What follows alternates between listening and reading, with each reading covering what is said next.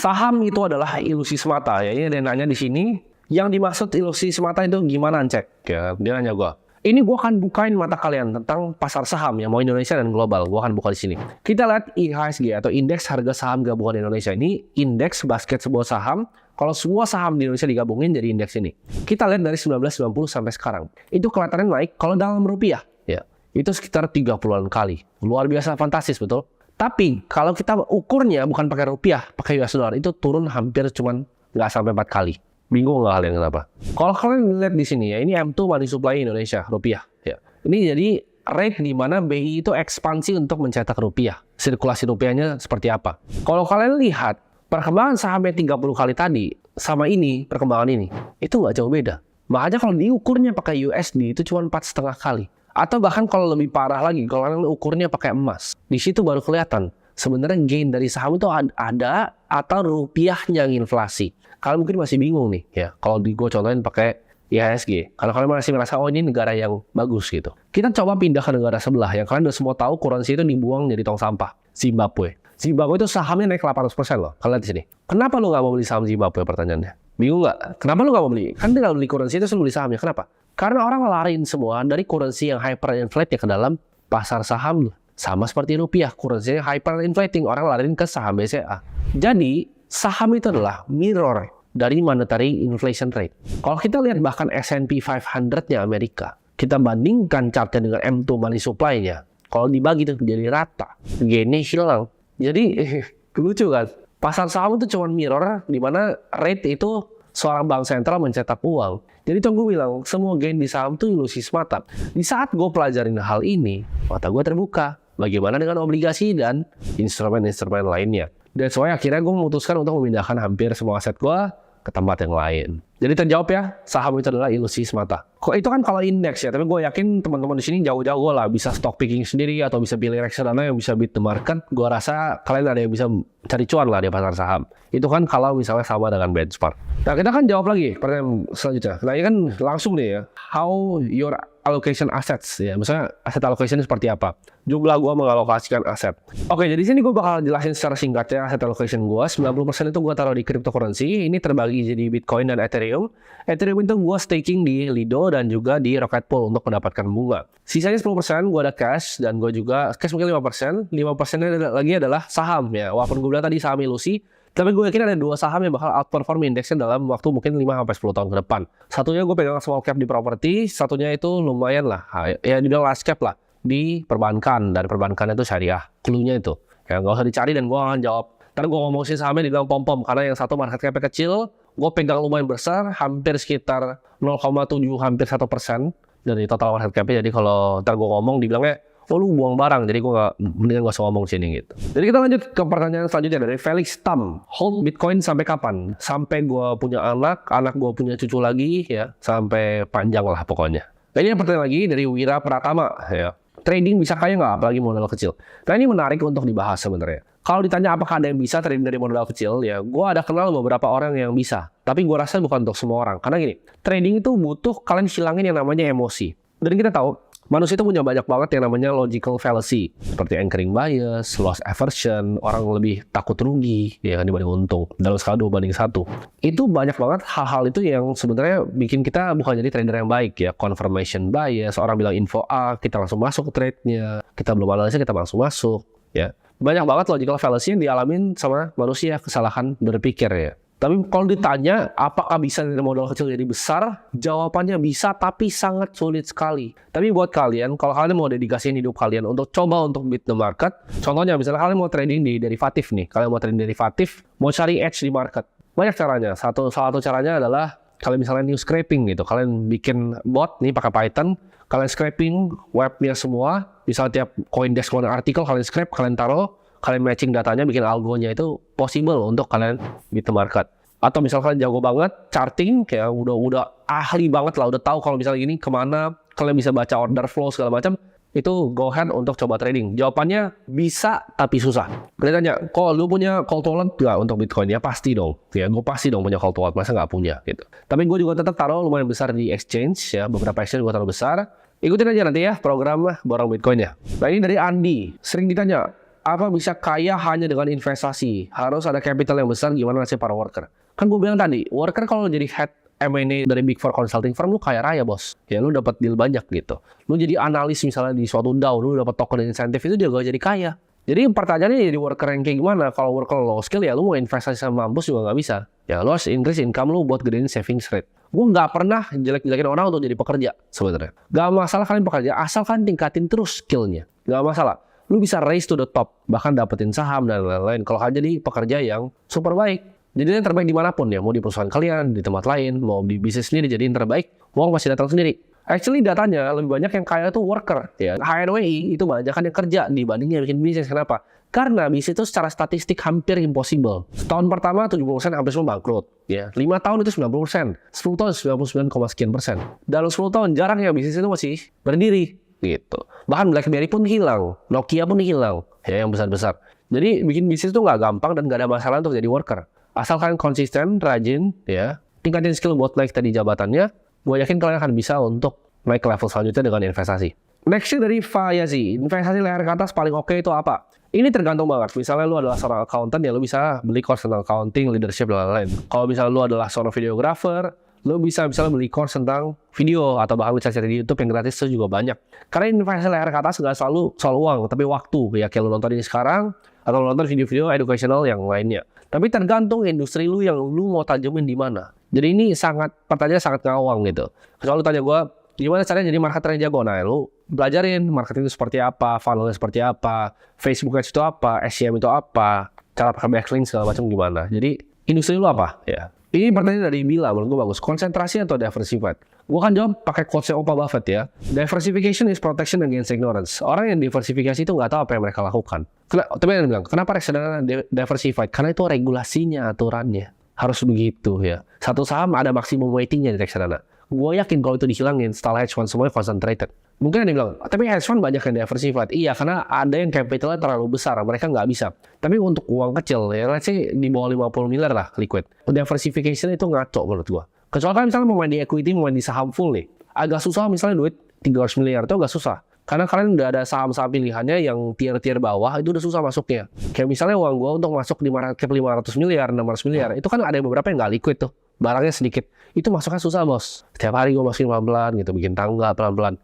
Repot gitu. Jadi akhirnya gue pilih investasi yang lebih mempermudah gue gitu. Tapi intinya, gue selalu punya konsep konsentrasi bukan diversifikasi. Karena masa portofolio lu kayak supermarket bos gitu. Lu lihat ada 29 gitu. Itu kayak mau belanja supermarket, bingung juga lu. Gua tanya lu 29 belum tentu tahu. Tapi kalau cuma 3 yang lu pegang, 3 gue yakin lu akan pelajarin dengan dalam karena masuk uangnya gede. Tapi kalau cuma kecil kayak ke supermarket, pusing yang ada ya. Jadi konsentrasi bukan diversifikasi. Ini pertanyaannya. Jadi gua gak tahu cara baca nama lu, tapi investasi terbaik menurut Encek apa? Gue tanya kenapa gue dipanggil Encek, karena dulu gue suka pakai kutangan ya, pakai sandal jepit, celana pendek, dan kayak Encek di gelodok gitu. Investasi terbaik menurut Encek, kalau menurut gue ya investasi terbaik itu ya udah pasti ilmu ya, itu nomor 1 karena Warren Buffett juga bilang sama, ilmu.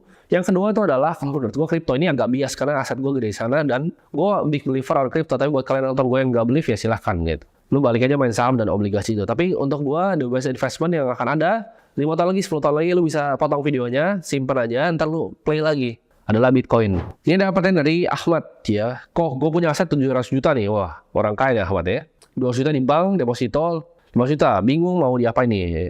Udah bayar pajak lu Ahmad? Enggak bisa. 700 juta, 200 juta di bank, deposito 500. Gini, lu harus tahu dulu Ahmad, real inflation rate itu berapa? Ini lu lihat gambar sini ya, kaget kan lu, sotomi segini harganya. Jadi inflasi real menurut gue itu bukan 3%, bukan 5%, walaupun dibilang turun tuh kemarin 3%, enggak. Ya itu angkanya lebih dekat ke 8%, 9%, 10%. Bahkan menurut gue di Indonesia itu bisa sampai 13-15% real inflationnya. Gue itu dari mana? Simple. Lihatnya beras tahun sekarang, tahun lalu. Ya simple. Dulu lihat lagi edukasi tahun kemarin sama tahun sekarang. Itu sekitar 13-15% ya. Real consumer goods ya. Barang kita pakai. Properti juga sama. Jadi di sini saran gue adalah jangan pegang deposito. Kenapa? Karena lu bayar pajak lagi. Kalau lu mau suka yang aman-aman, menurut gue lebih baik ke obligasi. Lu bisa beli FR, itu banyak ya kan. Jadi jangan di deposito karena itu returnnya paling kecil. Atau lu beli bond index fund juga boleh. Indonesia itu ya, whatever itu isinya banyak kan kayak Bahana punya itu isinya juga hampir semua sih bonds FR ya. Itu juga boleh. Bond index kalau lu agak gemeter invest yang lebih risky. Tapi saran gue justru investasi yang begitu tuh yang lebih risky. Lu coba naikin profil resikonya sedikit, lu beli indeks yang misalnya Indonesia dulu, ternext yang indeks yang S&P luar. Indeks Indonesia lu bisa beli di IDX 30, Serikati. Gue saranin Serikati karena lebih bagus performance-nya. Tapi janganlah taruh di deposito sama bank. Tergantung balik lagi profil resikonya. Udah ada asuransi, ini ngawang pertanyaannya. Lu belum kasih tahu gue background finansial lu apa, udah punya asuransi atau belum. Jadi gue gak bisa kasih jawaban yang konkret. Tapi inti gue pindahin jauh-jauh dari deposito sama cash. Karena itu uang lu tergerus terus. Kalau gue bener nih, ya anggaplah gue orang bego, tapi anggaplah gue bener 15% per tahun. Dalam 3 tahun uang lu sisa setengah, Ahmad. 3 tahun uang lu sisa setengah. Lu harus cari ya. Kalau gue lihat fiat itu kayak panik gitu. Wah, ini harus dibuang kemana nih? Properti ya, ini beliin mobil kah? Beliin patek kah, jam tangan gitu. Gue selalu was-was gitu. Bitcoin atau Ethereum? Simpel ya. Bitcoin. Kenapa? Karena Bitcoin menurut gue itu adalah fondasinya. Gue suka Bitcoin karena menurut gue ini aset yang di tengah.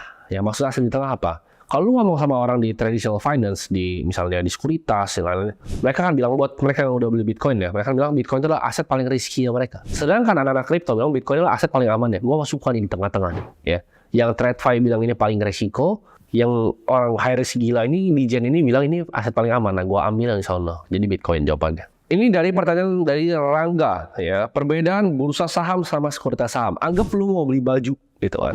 Lu mau beli baju ke dalam suatu toko. Ya, ini toko misalnya jual di mall di Grand Indonesia misalnya tokonya. Lu kalau beli baju di sebuah toko ya, lu beli ke tokonya ya. Jadi lu beli kayak H&M, lu beli ke Pull&Bear, bukan ke GI-nya. GI itu anggap GI Grand Indonesia itu adalah bursa sahamnya. Tapi toko di dalam itu sekuritas. Ya Mirai Asset, Indo Premier, whatever ya, gue sebut semuanya karena gue gak ada di sponsor, video gue gak pernah di sponsor. Jadi whatever itu adalah tokonya gitu. Jadi lu mau pilih toko yang mana? Misalnya Mirai itu Zara gitu kan, Indo Premier tuh H&M ya kan, Pull&Bear tuh misalnya Buana gitu, atau misalnya apalah Sukor atau apa. Nah lu bisa pilih tokonya yang lu suka yang mana, ya lu sesuai selera gitu. Ada satu yang kasih marginnya tinggi, ada satu yang kasih service RM-nya bagus kalau aset di atas berapa miliar, ada satu yang marginnya udah langsung dikasih aja gitu. Nah itu selera lu tokonya yang mana. Tapi intinya mallnya itu adalah bursa dan toko itu adalah sekuritas. Nah, gitu gampang kan artinya.